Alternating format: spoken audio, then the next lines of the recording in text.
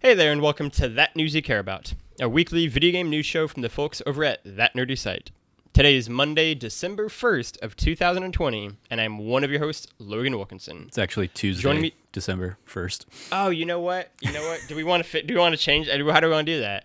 I mean, It's whatever. You can just leave it. I corrected you. It's whatever. It's Tuesday. I almost did it again.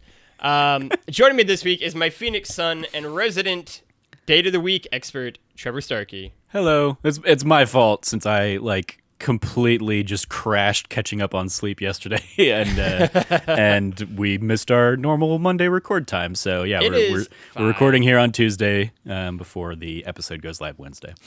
It is much more important that Trevor gets some sort of sleep as a notoriously bad sleeper. Just your schedule's so jacked up now. Yeah, the insomnia is getting me. In quarantine times, it has been really, really bad.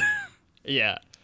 I'll every now and again I'll get these tweets or just texts or whatever from Trevor at 3 or 4 a.m. and I'm like, this poor dude needs to just take a nap, just sleep. Yeah. I will usually be scrolling through Twitter when you wake up and I can see your activity start on the morning, and I'm like, I need to go to sleep now. I need to go to bed now. This is my wake up call here.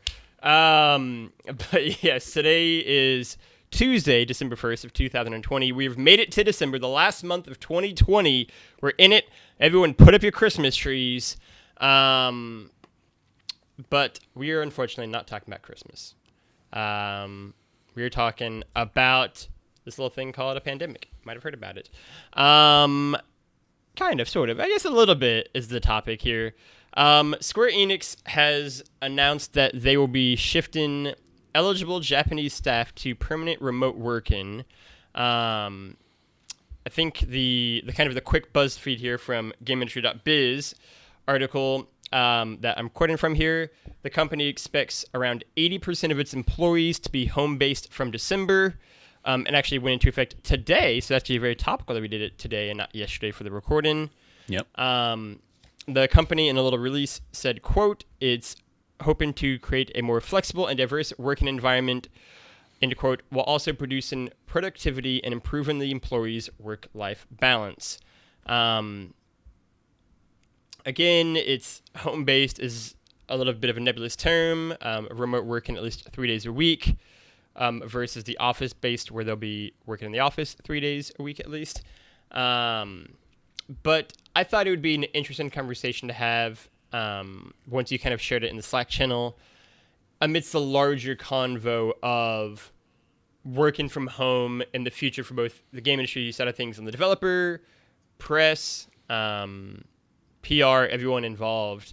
We've touched on this before on the podcast, but seeing such a large company like Square Enix take this decision for such a large chunk of its employee base, I thought warranted it being kind of discussed and brought up again. So we'll touch on just quickly, Trev, your thoughts on the Square Enix decision itself before getting into the larger kind of industry-wide conversation. Yeah. Specifically, it is worth mentioning or highlighting that it is the Japanese-only segment of Square Enix, so it doesn't affect their North American side of operations. And yeah, it's interesting to see. I think this is probably the largest company that we've seen kind of make these moves and make this commitment to even a post-COVID world. They've just said, this is going to be our new normal, and I think it's good to see somebody of the kind of caliber of Square Enix drive this. I don't know necessarily, Square Enix isn't one of those companies that tends to come up in terms of the crunch culture conversation. I'm sure it's prevalent there, just like it is pretty much everywhere else in the industry. But I don't know, I can't speak to specific examples of, this game was a really bad one for crunch or something on the Square Enix side of things. But I think the whole work from home mentality and kind of making a shift to remote working is has potentially a double-edged sword nature to it in terms of kind of the crunch culture conversation. Because on the one side of things, oftentimes when you hear about crunch culture, you'll hear about like developers that just like basically move into their office for the weeks leading up to the game because it's easier to just be there working and crash on their couch rather than go home and make the commute back and forth and that whole thing. So working from home, it's like, well, if they're that kind of person, they can always be on now working from home, and who knows how great that's going to be. But at least they're there with their family, I guess. So that's kind of the yay, hooray. So really what it will, like, this kind of will have to come in conjunction with making sure that, somebody in their, team is monitoring, hey, you were logged on like 20 hours yesterday. That's not good. Don't be doing that. And I hope that those kinds of kind of guidelines or restrictions are put in place as well in this mentality. But yeah, I think this is, especially in technologically based organizations and companies, I think this should be the norm. And I think we've touched on the show in the past, like one of the things that COVID has really brought to light is what is the reality and the need of office space, and like big offices when everybody can work from home if you have a good enough internet connection and good enough like computer setup. Is there any need to like be spending that extra time on your commute or kind of going to and from work? So I applaud the decision and hope it works and pays dividends for them. I mean, one thing that I didn't even think about that you kind of alluded to, and that we kind of talked about ironically enough with you, is I think one of the benefits of a work from home schedule is benefiting people who have maybe irregular sleep hours or regular kind of working hours, or maybe they're more productive at certain times of day, right? Like maybe the most productive time of day for you isn't 9 to 5, or maybe the most productive time for you isn't 9 to 5 and just a straight 9 to 5 with no breaks. Maybe you're more productive working from 8 to 8, but taking sporadic hour-long breaks or 30-minute breaks it might be, than you would be 9 to 5. Or maybe you're more productive from, the hours of 5 p.m. to 3 a.m., right? Like even for like writers, right? Like Barack Obama talked about how like his most productive time of day is at night when everybody else has gone to bed, right? And so the same could be true here. And so it does allow, I think, for more a diverse in terms of when work is being done, instead of trying to cram it all in this time period and just kind of having yourself crunching for 8 consecutive hours. You kind of spread that out over the entire 24-hour period, right? In terms of the other point you made, I mean, absolutely, someone should still be on top of these people and making sure that you're not working 20-hour days, you're not working 16-hour days, you're not working 15-hour days, right? You're not doing anything crazy like that.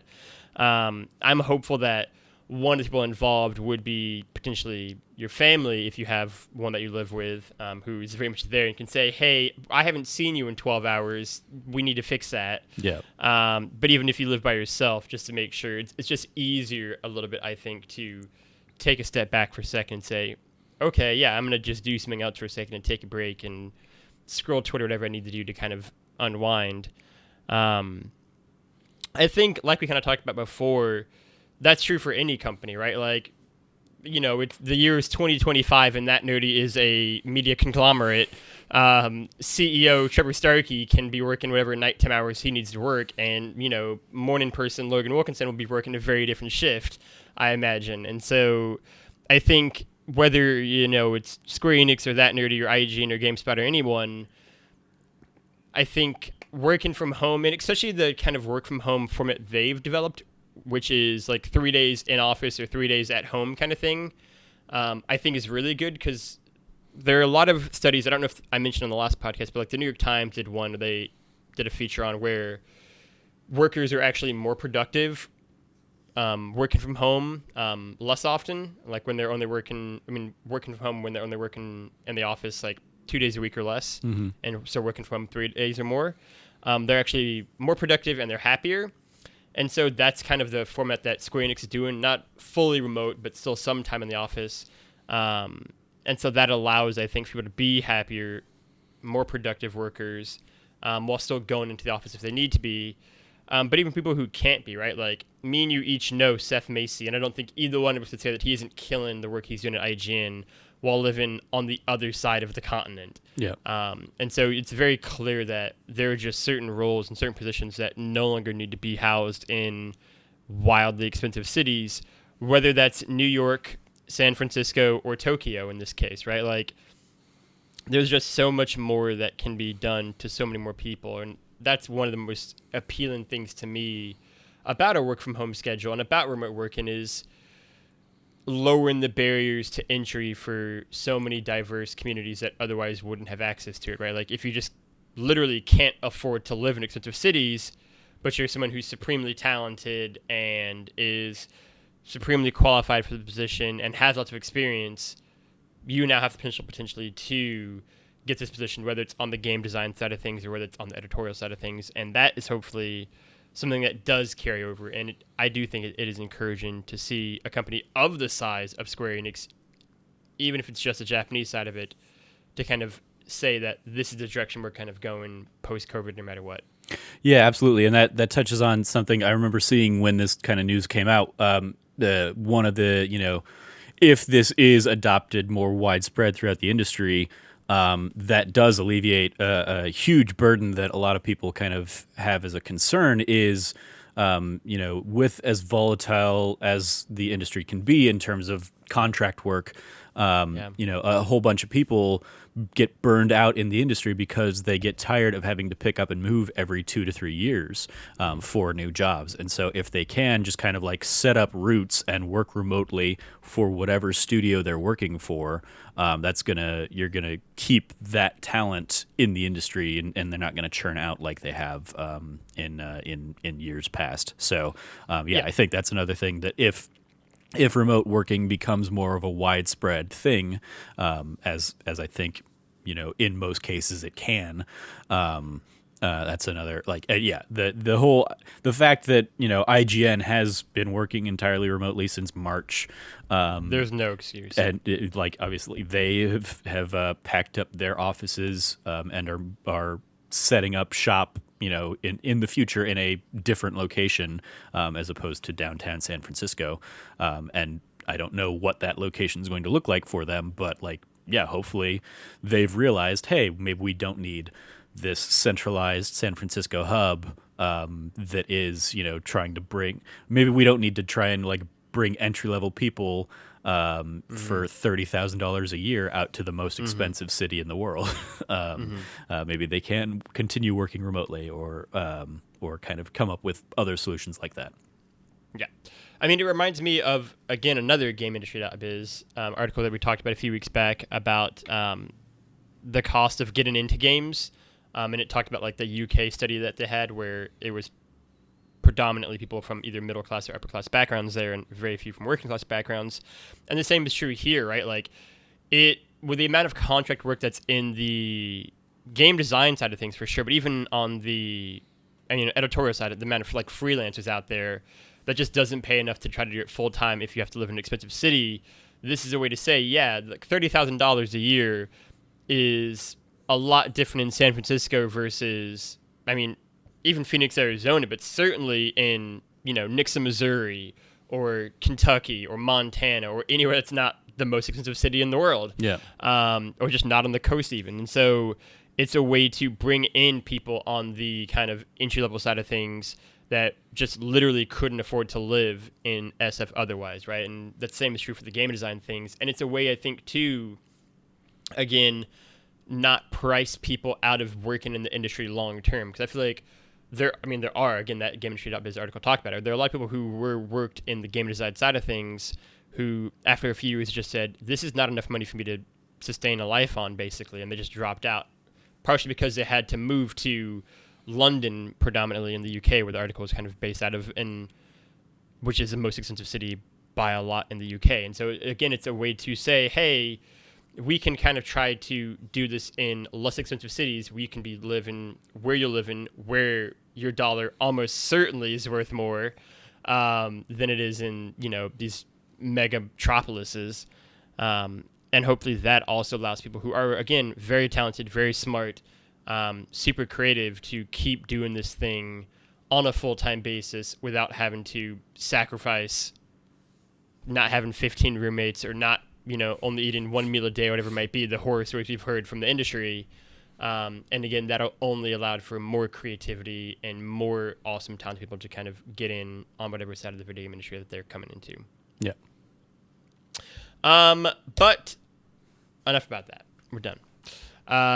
Our other topic is one that I thought would be a really fun conversation to have, actually. And lo and behold, Trevor had also already had this thought come to him, so it's even better. It is coming from Kotaku, and it is the title of the article is simply "I Hate That Everybody in Assassin's Creed Valhalla Can Read" by Nathan Grayson.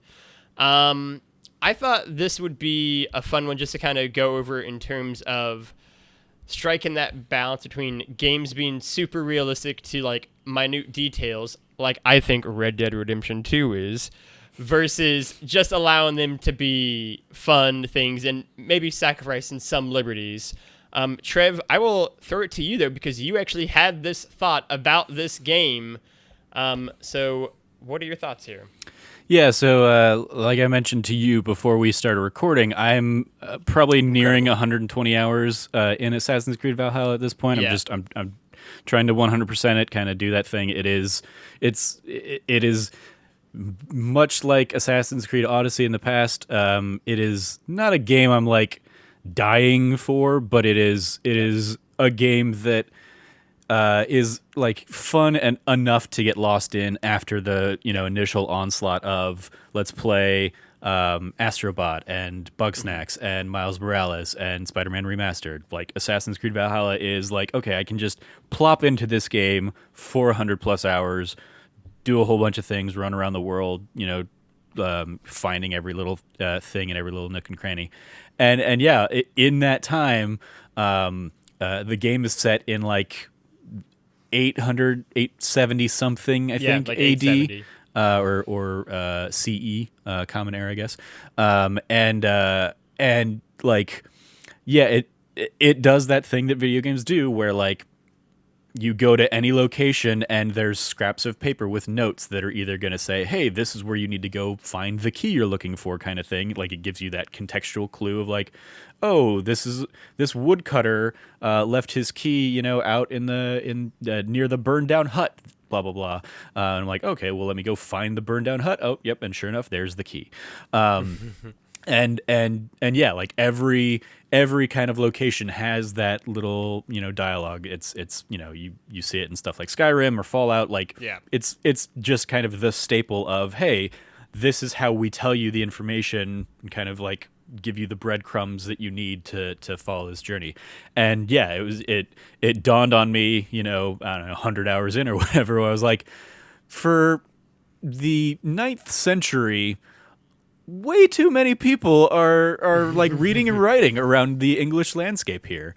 And the article in particular that Kotaku highlights is more focused from the Viking side of things, in that it talks about how Vikings they had an oral tradition. They were not much in reading and writing. So the fact that your main character Eivor is reading all these notes or whatnot, and kind of getting all that information kind of throughout the game is unbelievable enough, let alone the fact that a 5-year-old has written notes or instructions or something in a hut that you kind of come across, all the way to everyone in this world is completely literate in a world before Gutenberg, in a world before the Canterbury Tales. I mean, like, that's a good Beowulf, which is like one of the earliest the written stories, I want to say, in kind of like English culture or whatever,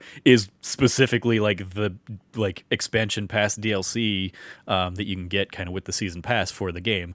So like the fact that is happening in a contemporary sense, and yet everybody can read or write in this game. Everyone can read. Is a little like it is kind of that ludonarrative dissonance a little bit. The Dark Ages weren't too bad, actually. Yeah. It turns out everything was fine. Yeah, like everybody's able to kind of communicate with one another.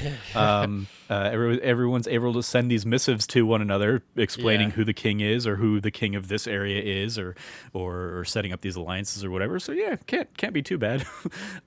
So yeah, it was one of those things of like, it is one of those like, well, this isn't realistic, but I don't care because the breadcrumbs that you get for the gameplay sensation of it, it fits within the language of video games more, like in a much easier way than. I mean, like at the same time, you push a button and an eagle flies above you and can pinpoint like anything on the map. So it's like this has never been a series that's been realistic, or you can like push down on the R3 button and shoot out a pulse that says like, hey, there's where the enemies are in this room. So like, the games have never been like realistic. And also, maybe it's just the animus that is, that can be their, littering these things around the world for you. It's one for me too, where it fits A, within video games itself, but B, just in trying to get you as much information as easily as possible. Like it would just be it would be insane if they didn't do that. It'd be such a more difficult, like tedious thing to just try to like discern that information. And it's also a way that is still enjoyable enough to interact with, versus the game that I'm going to take a little stick to here for a second, Red Dead Redemption 2, which like so like fetishized, trying to be like as like realistic as possible, that like it just became, I mean, like to be fair, admittedly, open bias, me and Trevor are not going to be the people that you want to come to for Red Dead Redemption 2 positivity talk. Fair enough. But like also like honestly, a lot of my biggest issues with Assassin's Creed Valhalla are where it like has those Red Dead Redemption 2 like more realistic than it needs to be. It needs to be for the sake of like at the sacrifice of gameplay. I'll never forgive Red Dead Redemption 2, a game that almost broke me, to be clear, doing that review. But I'll never forgive Red Dead Redemption 2 for when my horse, like, it died, or I lost it, or something happened. I ran off, and I was away from my horse, and I just had to walk. I had to just walk to, like, the nearest town to find a horse. And it was no exaggerate. It was like a 15 minutes. I was just like wandering around lost. Oh, you lucked out at 15 then, because I had the same thing. Specifically, I mean, like, I'm not spoilers, but Red Dead Redemption 1 has that whole sequence where you go to Mexico. There's a very similar sequence in Red Dead Redemption 2, and when you come back, you are like left with nothing.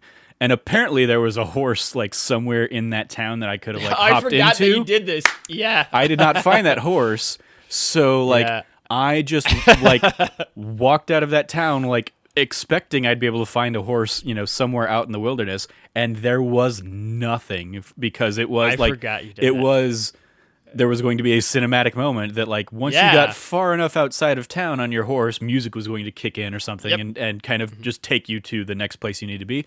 That never happened for me. So yeah, I spent like an hour plus walking towards that next location. And like I was furious about that. And that's like one of those places where that game broke its, reality of like, oh, it's the West, so there are horses everywhere or whatever. And because of it, like, I got screwed in just like the slowest, most boring walk across that world. It's the emptiest because like people aren't around in there or like anything. It was just like, I was like, why is this place a ghost town at night and all that? Yeah, it was a very frustrating time. But like for me, the things that like stick in my head is like for Red Dead Redemption as like this was needlessly like detailed is like the skinning animals and stuff. The fact that you go in and you cut and you like peel it away or whatever, and it's like so like delicately animated. It's just like, okay, but also you could have just had me push the button and then add the thing into my inventory. I didn't need that image. It's real nice, and that happens in Ghost. I can just hit R2 and I have the fur now. I have the hide. Yeah. So it's those kinds of things where I'm just like, yes, it's an interesting detail, but does this make the game more fun? Yes or no? If the answer is no, then really think about why you're putting it in there. And that's does it make the game more fun is such a great test to give Red Dead Redemption 2 because it just has so much shit that is like, does it make the game more fun? No. Did we spend countless hours of crunch on this detail? Yes, like the little cinematic mode that it could give you if you want to when you're riding your horse that I used twice and was like, this makes it way harder to ride my horse, is not that much more appealing than the already beautiful game. And I was like, but I know that they crunch on it because there's a great, like, either Kotaku or Polygon article about how they spent, like, hundreds of hours crunching on just a detail to get it in at the last second. And it's like, but why? Like, these are just things that don't make the game more fun, that don't almost add literally nothing to the game, but just to make it, more realistic or more beautiful or whatever. And it's like, these are the things where I'd much rather everyone be able to read a letter, said I can learn information I need to progress the story or progress the side quest over, you know what? If your horse dies, your life is gonna be terrible for forever.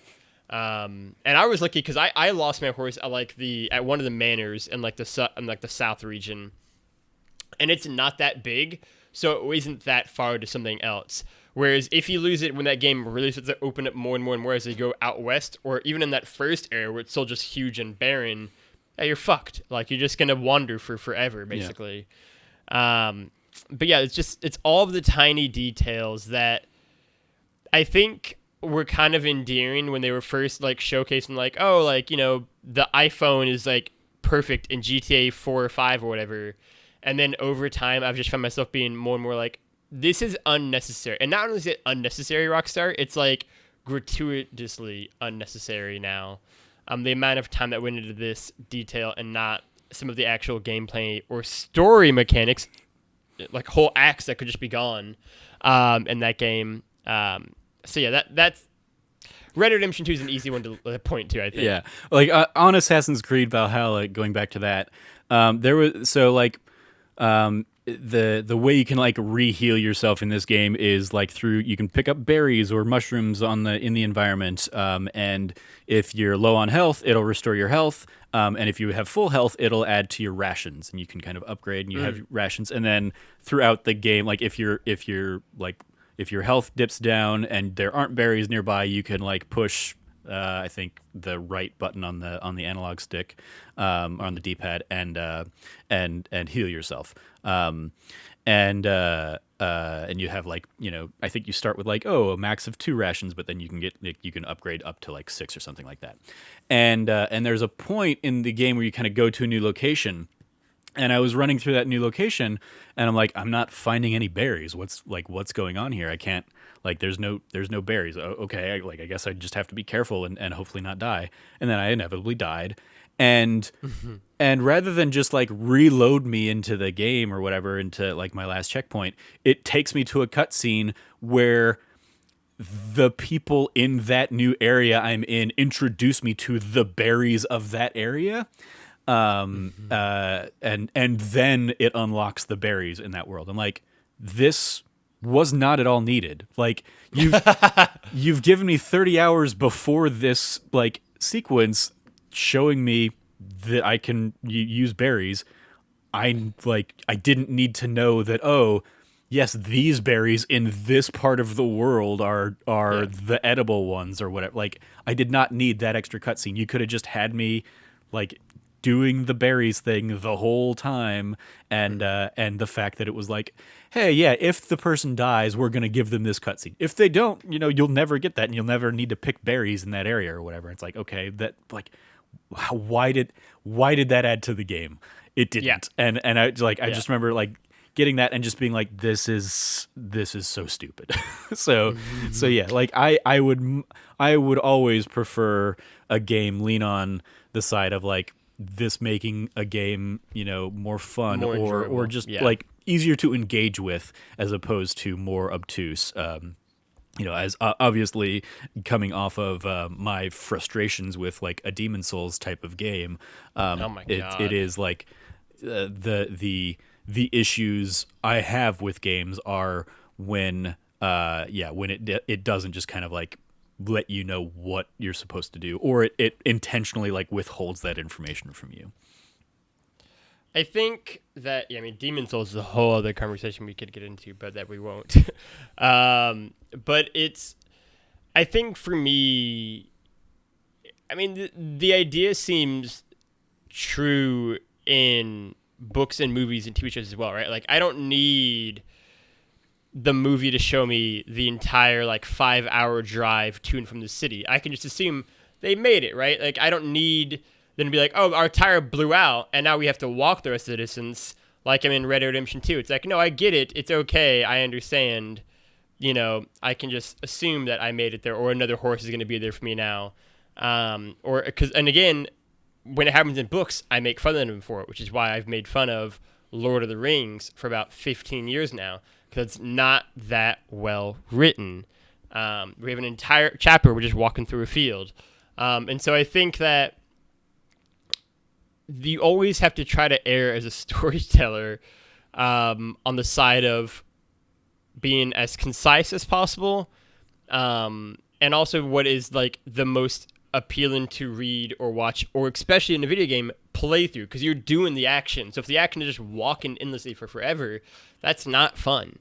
That is not an enjoyable action in Red Dead Redemption 2 or any other game like it, or GTA, whenever it would happen. And so I think always, it's exciting and cool to be like, look how realistic our game is. But if it's at the expense of being remotely enjoyable for long stretches of the game, then all you really did is make a not fun video game. And so that's what I would say for my kind of opinion on that. Yeah, and the thing that obviously is kind of getting the highlight in this particular article of the written letters everywhere, that is such a weird staple. That so many of us, I think, have joked about here in the pandemic times of oh, well, we're at the end of the world, so I guess I got to be keeping a diary or a journal so that a future video game protagonist who rifles through my stuff will know exactly what I was thinking about here in my final days or something like that. Because it's you think about something like The Last of Us and the letters and stuff that you as Joel or Ellie just happen to pick up in those things. It's okay. Yep, you had this entire house to rifle through and find the rags or the alcohol or whatever you need to craft that shiv or smoke bomb or whatever, and you also stumbled upon this very heartfelt letter that somebody left another person or whatever, and did you really care about that at all? No, but as the player, it helps flesh out the world a little bit. So we get that experience. The Last of Us is a funny one too, right? Last of Us is my favorite game. Unfortunately, oftentimes we find those things in such a chronologically satisfying order, like issue story or something. I was also going to say The Last of Us is funny in addition to that, chronologically or the story, where it's also cool. And this note has just been here for 20 years, because it's 20 years later. And it's just this perfectly preserved piece of paper is still here in this drawer. Nobody else has been through this house. They ransacked it, but left the letters here, which was nice of them. And so but it's that thing of but it makes the world better. It makes the story better. It fleshes out the characters. That's why it's there, right? It doesn't matter if it's super realistic. And it's always the thing you can poke so many holes into any video game's authenticity if you look even remotely hard. But that's always the thing for me, is I'd rather it be The Last of Us and Isha's story and all the little notes that flesh out that world, even if it's not real, versus things that are real but are just, again, wow, this is just a drag to get through, right? And because it's all ridiculous, it's all just totally absurd. The video games in general are lunatic-filled idea. It's just as a short 2-foot tall man jumping on mushrooms to get a little bit bigger to stop a giant lizard king man from taking his girlfriend, who is the princess of a mushroom kingdom. It's this is an insane medium that's goofy and silly, and that's where it started from. And you see the goofy and silliness baked into the mechanics of every game, no matter how serious or not serious to try to be. And it's just how much you're willing to embrace it or not. And I think we as the industry have largely decided we're going to embrace it. Any final thoughts on video game trying to be as realistic as possible, Trev?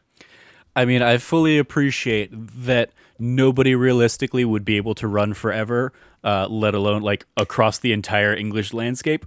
But I don't care. Let me just have that infinite run stamina without getting tired or wearing down or whatever. Dude. Like This should be and also this should be a whole other podcast. Yeah. Like I would also much prefer, don't make me push an extra button to do that. Just have run as your default. Yep. Just let me just always be going. Don't make me push a stick down to also run or something like that. Yeah. I think I almost want to do that. That gave me such a good idea for another podcast. We might have a podcast over the best and worst gameplay mechanics. Yeah, biggest pet peeves in games. So stay tuned for that. Because oh god, yeah, the sprint button in particular, and also crouch and having to like hold the button to crouch, lunatic stuff. Mad, absolutely mad. Luckily we've started to phase away from that a little bit. But God bless the PS2 and PS3. But that will do it for now. Trevor, do you have any shout outs you want to shout out?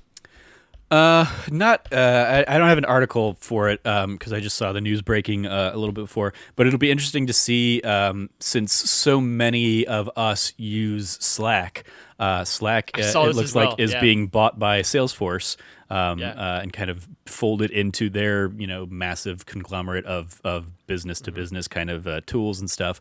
I've worked with Salesforce stuff in the past at my former employment, and hopefully this means good things for Slack. But yeah, it'll be interesting to see how that shifts and if that shifts, because you're gonna you now have a whole bunch of like kind of industry people that maybe don't have that like relationship with Salesforce that are now going to have a new relationship with Salesforce coming soon. So and also for like billions and billions of dollars, the deal was made. So hopefully that works out well for them. Yeah, I love Slack. We use Slack for that nerdy, so hopefully it is only better things to come for them. They made some nice money at the very least. That is the show. Thank you for listening or watching, as you can now do over at youtube.com/thatnerdysite. If you like what you heard or saw, you can go support us over at patreon.com/thatnerdysite. Like all of our wonderful patrons have, their support and potentially your support keeps all the lights on and makes shows like this and like that D+ show happen. If I say so myself, I think this month's Patreon exclusive episode of the That Nerdy Site podcast is quite a banger, is quite a fun one to have done. We talk over our forgotten gems of the past gaming generation. Some of us took that term more loosely than others. But cough, nonetheless, Logan, cough. It was a good conversation all around. I really enjoyed it. I think we actually had quite a few good Patreon exclusive episodes the past few months. The best and worst series finales just went live to the public as well. And you can get all of that for just $1. So again, you can go support us over at patreon.com/thatnerdysite. And I encourage you to do so. You can also go support us by liking, subscribing, sharing the podcast with your friends, family, grandmas, Mark Wahlberg, all the people out there in your life. And rate and review us on iTunes. It really does help for newer-ish shows like this one. We're beginning to lose the newer-ish label, but again, we are in our quest to become the top 300 video game podcast in Australia. And so please do everything you can to support us over there. Otherwise, that's it. You can go find Trevor at Trevor J. Starkey all across the internet. Trevor, anything you want to plug? So for the next few weeks at least, we'll see how far this goes. My retro gaming show series of Let's Plays is going to be split. I'm looking at doing those on Tuesdays, and then on Thursdays I'm uploading my Demon Souls Let's Play from my Twitch stream this last weekend. So tomorrow, as of this episode's go live date on Thursday, December 3rd, the first chunk of Demon Souls, of me playing Demon Souls, will be live on our YouTube if you want to sit down. I'm uploading both kind of the full like first hour and a half part one of the thing, which is basically the beginning of the show up through, or beginning of the game up through the first boss fight. If you want to watch the whole journey there, or I'm also just uploading the first boss fight that you can sit down if you want, Nice. a more abbreviated Very experience. Nice. So 2 videos going out for your perusal if you want to see me suffer through some Dark Souls. And actually, Absolutely. this the first video really isn't a lot of suffering on my part or Demon Souls, because Demon Souls was it was going pretty well for a while there. Come 2 or 3 weeks from now, you'll start to see me very much lose my shit. But I am excited to watch it. I missed the first hour of the stream, so I'm excited to check that out. And I'll be sure as well because it was very good, the parts I watched. You can go find me at LeftyLoggy or LeftyLoggy, LOGGY, all across the internet. I will second, as I always do because it's all been fantastic, Trevor's retro gaming plays and his Twitch stream of Demon Souls. I would just say in general, keep an eye on our YouTube channel and Twitch channels. We got some activities happening there always. Otherwise, I will simply plug, as I already did, that Patreon exclusive episode of our Forgotten Gems because I thought it was a really good conversation and to shout out some games that maybe don't normally get some love, especially as Trevor mentioned when we recorded the podcast itself. There was no real games that kind of double dipped on anybody's list that anybody else is going to mention. And so I did think it was a really cool, diverse, eclectic mix of games from myself, you, Frank, and Cameron. You can go find That Nerdy Site at That Nerdy Site on social media platforms all across everything. Otherwise, for myself, for Trevor, and for That News You Care About, thank you for listening. Play your games and be good to each other. Cool. Banger.